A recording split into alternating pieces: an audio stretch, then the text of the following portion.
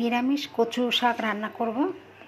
কচু শাকটা ছোলা আর কচু শাক একসঙ্গে সেদ্ধ করে নিয়েছি, নিয়ে জল ঝরিয়ে নিচ্ছি।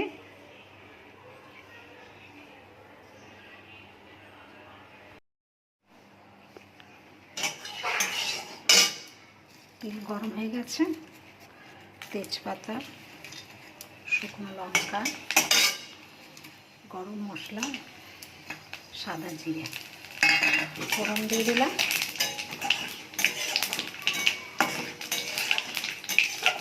ফোড়নটা লাল লাল হয়ে গেলে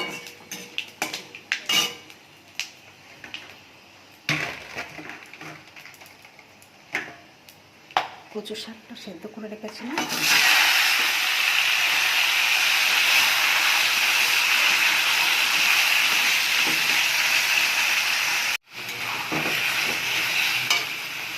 এখানে হলুদ, লঙ্কা, জিরে, ধনে মশলাটা দিয়ে দিলাম।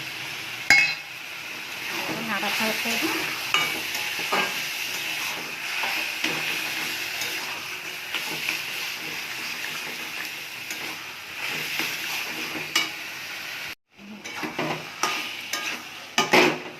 কচু শাকটা হয়ে এসেছে, একটু নুন কম হয়েছে, নুন দিয়ে দিচ্ছে একটু, আর একটু চিনি দিয়ে দিচ্ছে।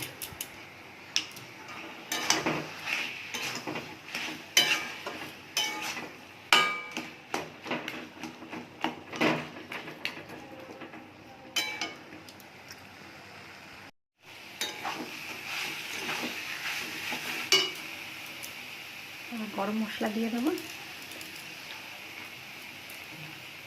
একটু ঘি দিয়ে দেবো।